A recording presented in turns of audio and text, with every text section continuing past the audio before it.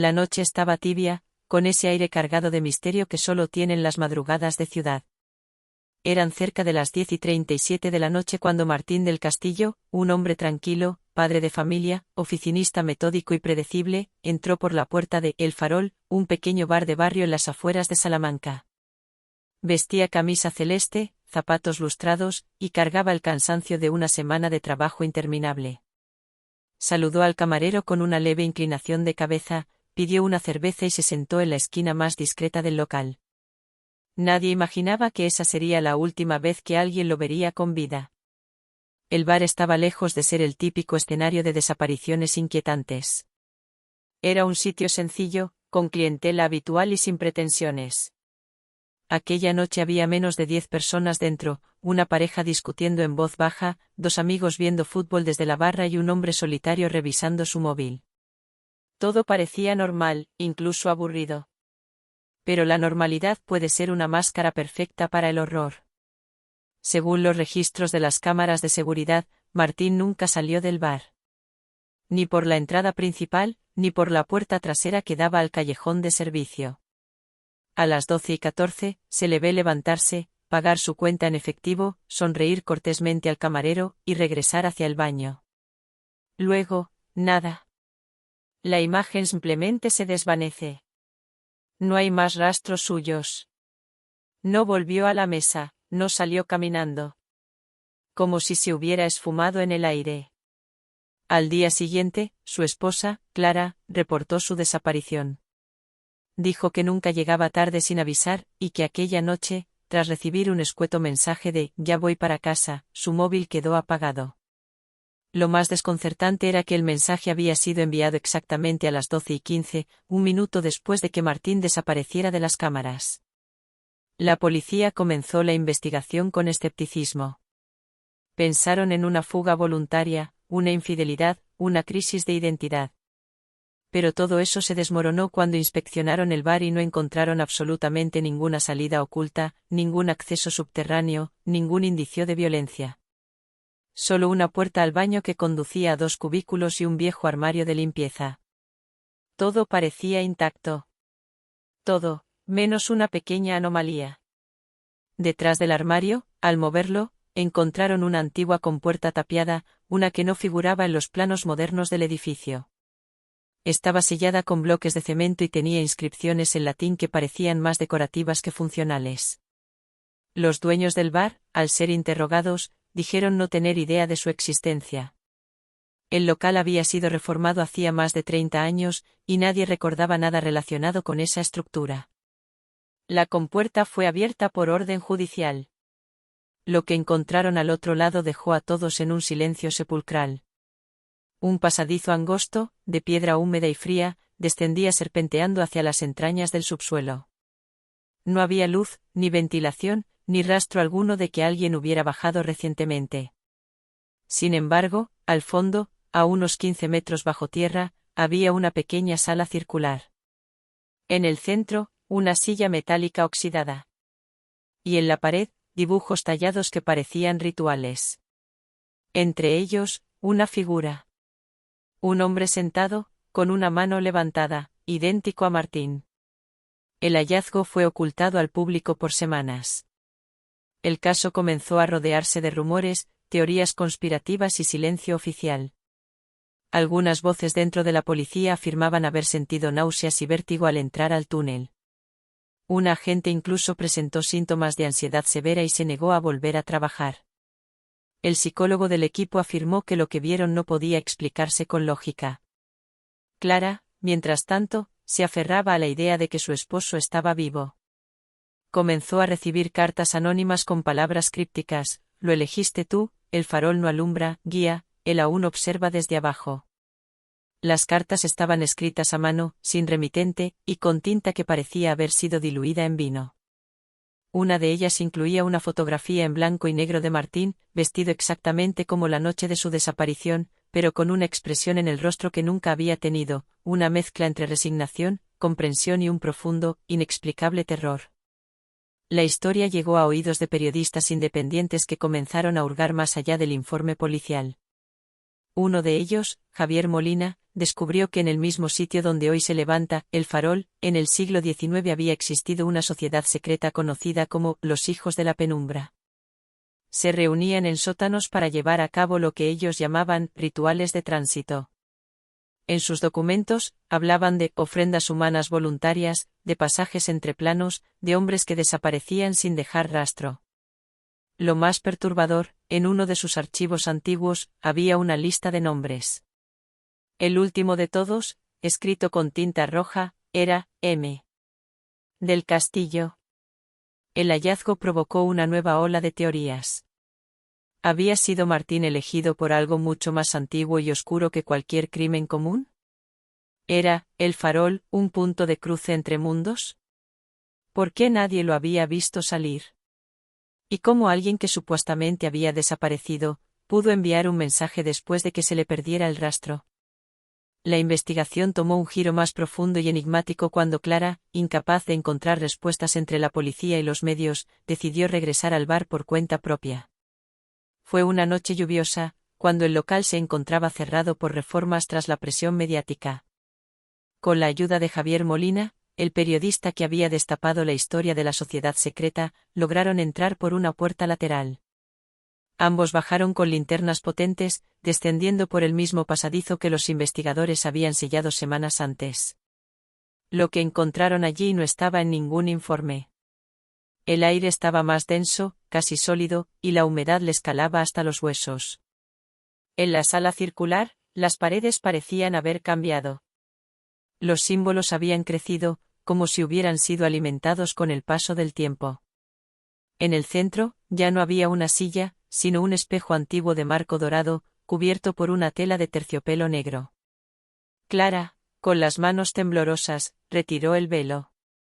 Lo que vio no fue su reflejo. En el espejo estaba Martín.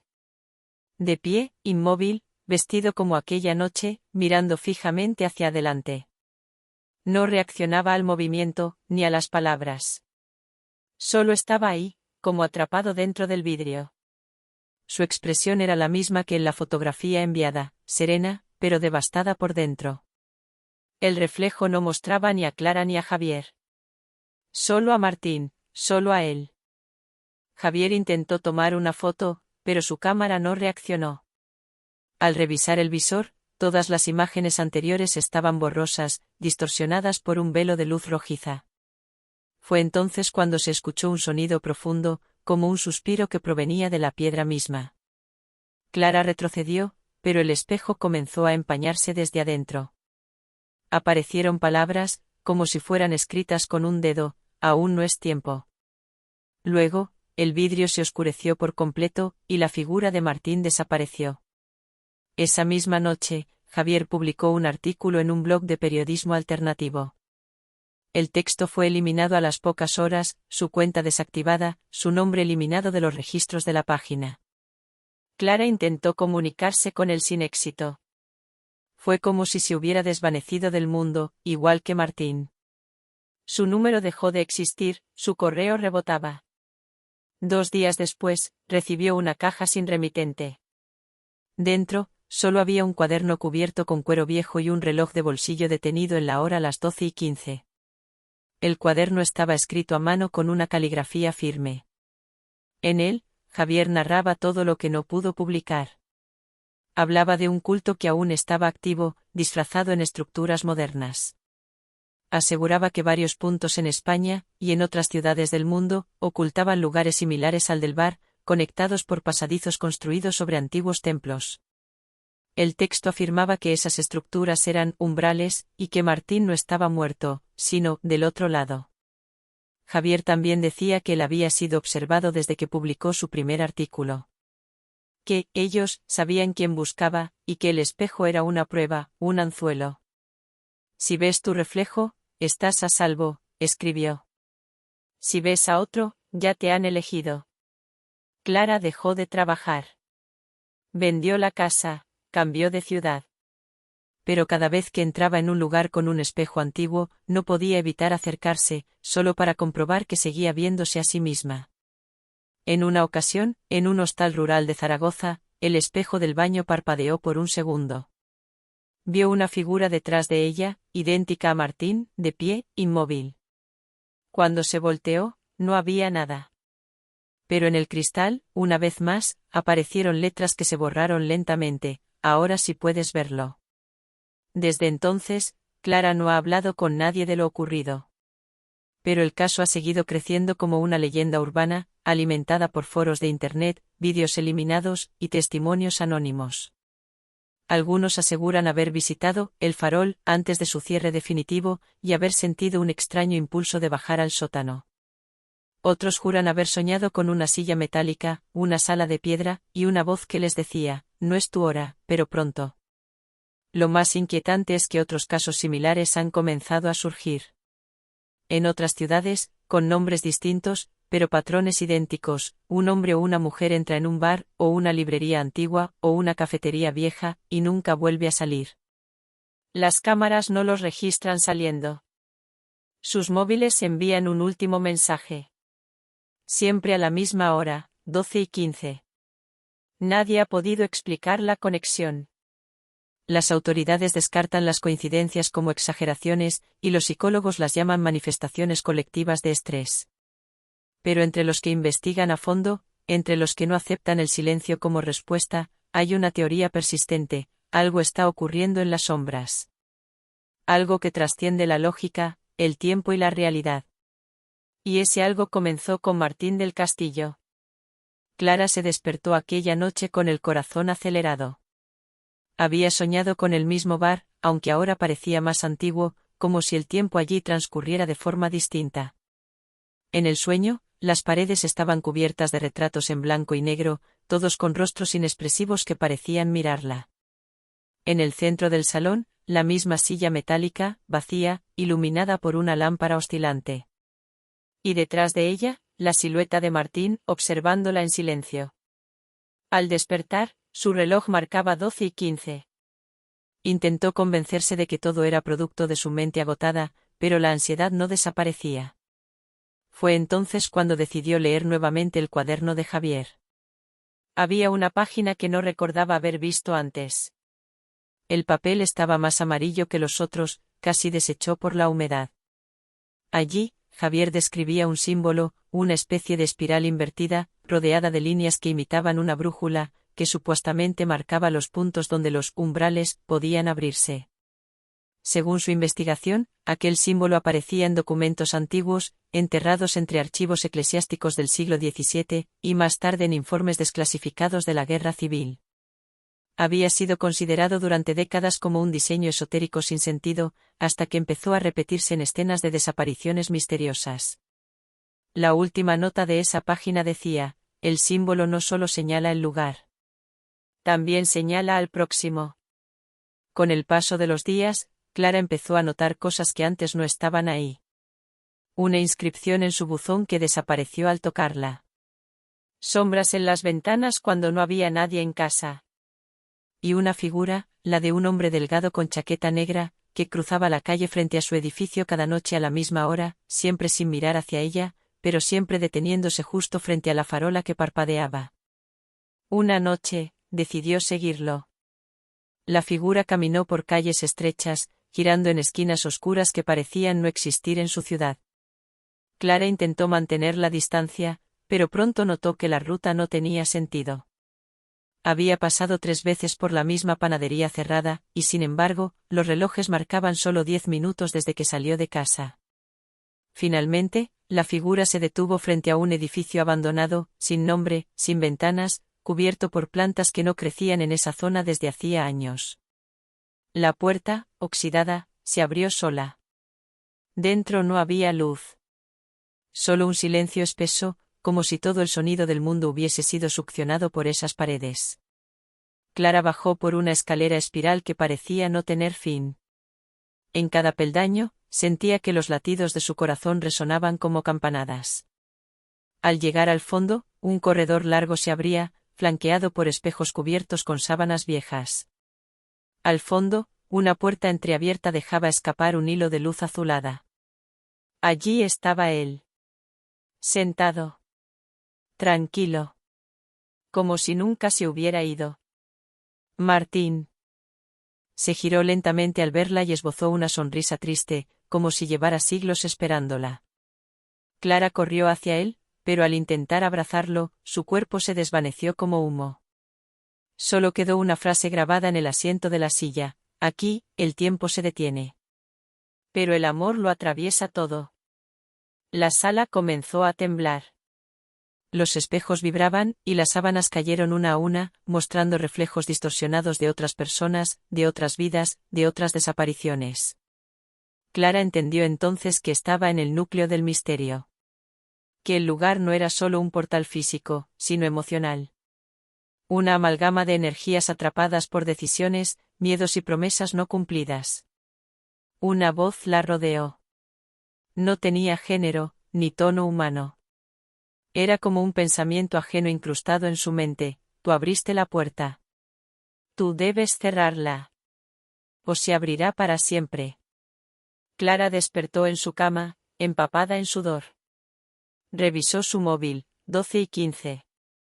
La caja de Javier estaba a los pies de su cama, aunque la había guardado en un armario cerrado con llave. Al abrirla, encontró algo nuevo: una fotografía impresa, sin fecha, sin marca. Era ella, de pie frente al espejo del bar, tocando con los dedos el marco dorado. En el reflejo, una figura tras de ella: no era Martín esta vez, sino alguien más. Un hombre joven con rostro cubierto por una máscara blanca sin rasgos. Lo más perturbador era que Clara no recordaba ese momento. En los días siguientes, el bar fue demolido oficialmente por riesgos estructurales. Pero varios vecinos afirmaron haber visto entrar maquinaria durante la noche, sin logos, sin operarios identificables. Algunos incluso juraron que el edificio desapareció antes de que llegaran las grúas. La zona fue acordonada, y en su lugar quedó un solar vacío. Sin embargo, los relojes de las tiendas cercanas seguían deteniéndose a las 12:15. Clara, atormentada por la imagen de la figura enmascarada, decidió contactar con otros testigos de casos similares. Reunió información, mapas, grabaciones censuradas, incluso símbolos que parecían repetirse en diferentes culturas antiguas. Descubrió que muchas de las víctimas compartían un rasgo común: todos habían experimentado una pérdida intensa poco antes de su desaparición. La hipótesis comenzó a formarse: los portales no se abrían por casualidad. Eran llamados. Reaccionaban al dolor, al vacío, al anhelo. Y aquellos que no superaban sus sombras, eran reclamados. Pero había algo más. Un patrón creciente. Clara descubrió que desde la desaparición de Martín, el número de casos similares se duplicaba cada año. Como si los portales estuvieran multiplicándose. Como si alguien, o algo, los estuviera abriendo intencionalmente. Clara ya no era la misma mujer que una vez gritó en silencio por la desaparición de su pareja. Había cruzado un umbral más profundo que cualquier sótano oculto, había cruzado los límites de la razón, del tiempo, de lo que la humanidad consideraba posible. En su apartamento, convertido ahora en un santuario de mapas, recortes, fotografías intervenidas por manos invisibles y grabaciones de audio con sonidos ininterpretables, vivía obsesionada no con hallar respuestas, sino con prevenir lo inevitable. Porque Clara había entendido una verdad atroz: el caso de Martín no era una anomalía. Era el comienzo. Una noche, mientras analizaba con lupa una fotografía tomada en los años 40 en un antiguo café de Sevilla, una imagen que inexplicablemente había llegado a su buzón sin remitente, notó algo que le heló la sangre. En el reflejo del espejo detrás del camarero, se distinguía claramente una figura de espaldas con la misma chaqueta negra, el mismo símbolo de murciélago, y lo más escalofriante, sostenía en la mano izquierda un reloj de bolsillo detenido exactamente a las 12:15. Esa figura no era una persona. Era un símbolo. Un heraldo. La manifestación física de una fuerza que había estado entrelazada con la humanidad desde sus albores, desde las primeras desapariciones místicas, desde los mitos sobre seres que susurraban a través de los espejos, sobre mundos paralelos donde el tiempo no existía y los recuerdos eran la única forma de existencia. Clara, con el corazón latiendo como un tambor de guerra, decidió que no podía seguir esperando. viajó a uno de los puntos señalados en el diario de Javier, una ermita olvidada en los bosques de Navarra, donde se decía que las campanas sonaban solas en la madrugada. Caminó durante horas entre árboles retorcidos hasta llegar a la construcción, cuyas piedras parecían llorar humedad y siglos de secretos. Allí, bajo el altar colapsado, encontró un círculo de símbolos grabados en el suelo. Se sentó en medio, y por primera vez desde que todo comenzó, cerró los ojos sin miedo. No pidió ver a Martín. No suplicó respuestas. Solo pronunció en voz baja: si me buscan, aquí estoy. Pero no vendré sola. Al abrir los ojos, no estaba en la ermita. Estaba en un lugar sin cielo ni tierra, una especie de dimensión suspendida donde todo vibraba como si el universo respirara lentamente.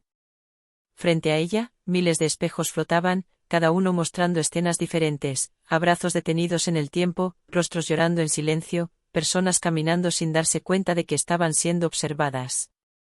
Y ahí, en uno de esos espejos, estaba Martín. De pie, más viejo, con barba, los ojos marcados por la eternidad, pero con la misma mirada que usaba cuando la observaba dormir. Le sonrió, esta vez con dolor. Extendió la mano hacia ella, y por un instante, sus dedos tocaron los de Clara a través del cristal. Y entonces, lo comprendió. Él no quería regresar. No podía.